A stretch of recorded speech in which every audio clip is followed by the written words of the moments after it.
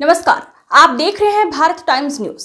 Balod Bharatiya Janata party ने आज जिला भाजपा कार्यालय में आयोजित प्रेस वार्ता के माध्यम से कांग्रेस और पूर्व मुख्यमंत्री भूपेश बघेल पर गंभीर आरोप लगाते हुए कांग्रेस द्वारा फैलाई जा रही झूठ को उजागर किया। प्रदेश प्रवक्ता देवलाल ठाकुर ने कांग्रेस से सीधे सवाल किया कि भूपेश बघेल के पुत्र चैतन्य बघेल कांग्रेस के किस पद पर हैं, फिर किस अधिकार से कांग्रेस उनके समर्थन में प्रदर्शन कर रही है।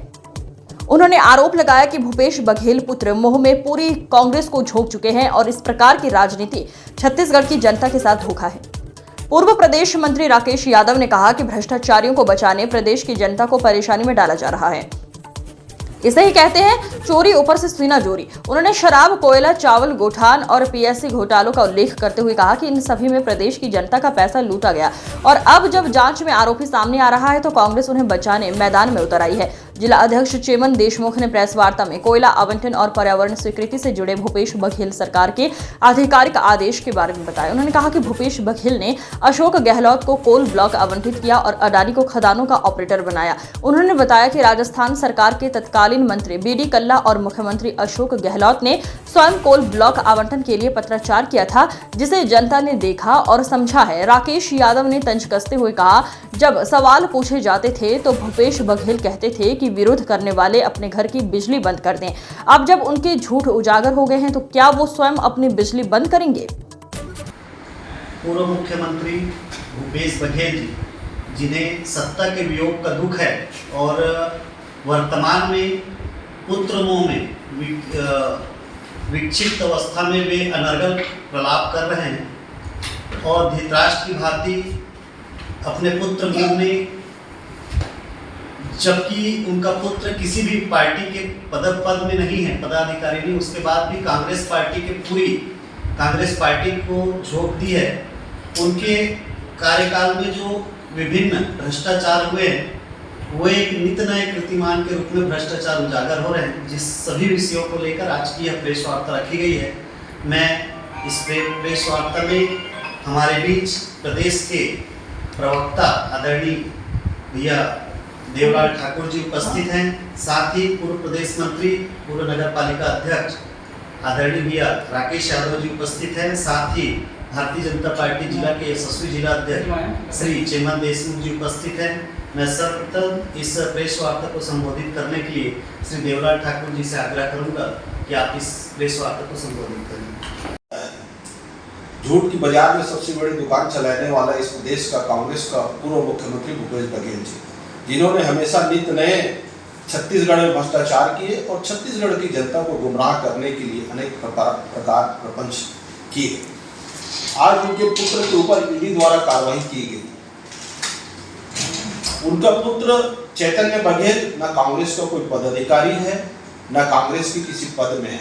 उसके बाद भी इस प्रदेश के पूर्व मुख्यमंत्री ने पूरी कांग्रेस पार्टी को उनके समर्थन में, उनके बचाव के लिए लगा दिया गया है।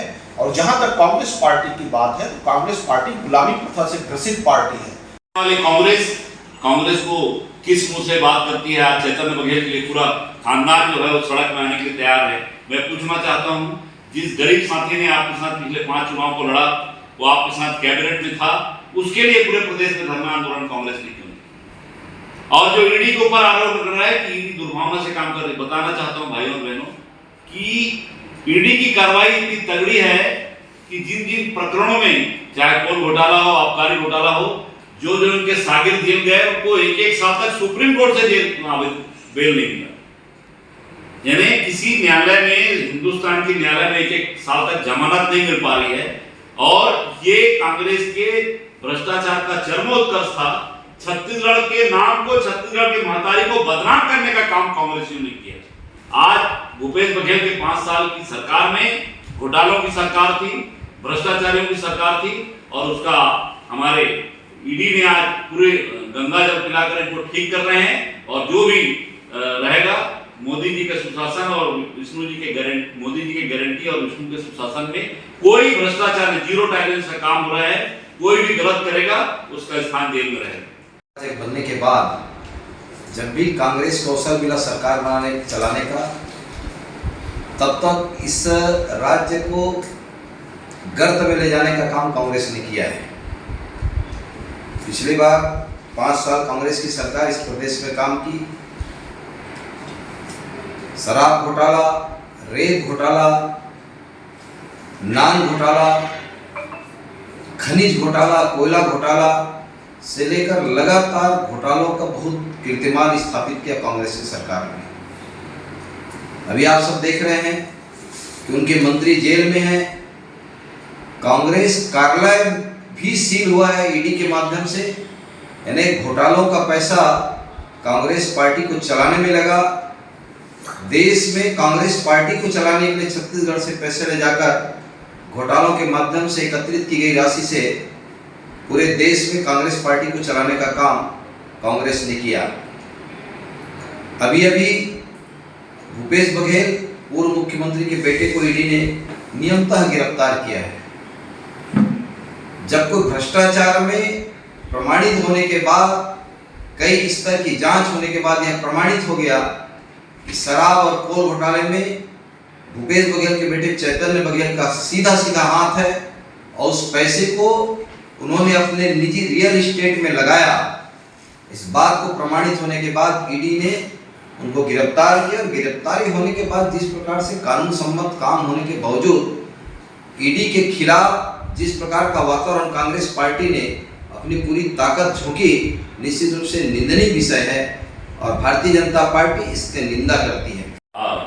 आबकारी घोटाला का जो पैसा था उनके व्यापार व्यवसाय में लगा, उसके सारे साक्ष्य ईडी के पास थे। उस आधार पर कार्रवाई की है और निश्चित रूप से किसी प्रकार का कोई दुर्भावना से, राजनीति से प्रेरित कार्रवाई नहीं है।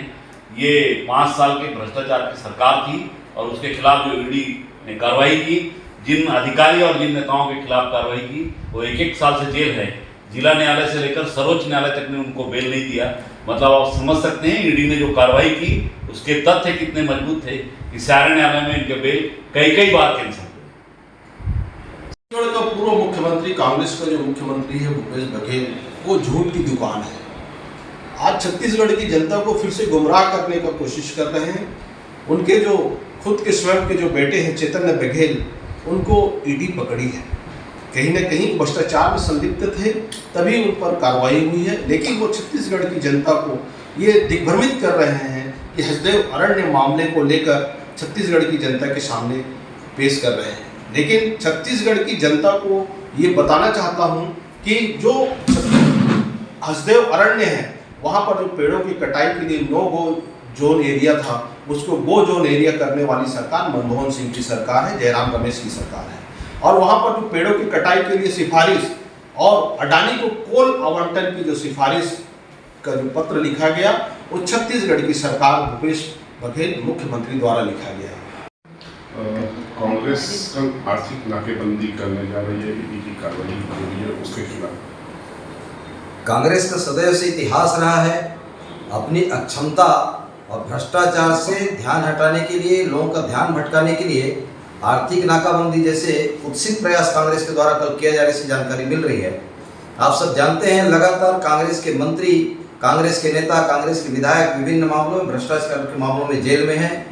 और अभी नया विषय भूपेश बघेल के बेटे चैतन्य बघेल को ईडी के द्वारा गिरफ्तार किया गया है। नियमतः शराब घोटाले और कोल घोटाले जैसे मामलों में उनकी संलिप्तता उजागर होने के बाद और उनके भ्रष्टाचार के पैसे को रियल एस्टेट में लगाने जैसा प्रमाण मिलने के बाद ईडी गिरफ्तार की है। उनके मंत्री जेल में हैं। भ्रष्टाचार के पैसे से कांग्रेस कार्यालय बनाया, वो भी सील है।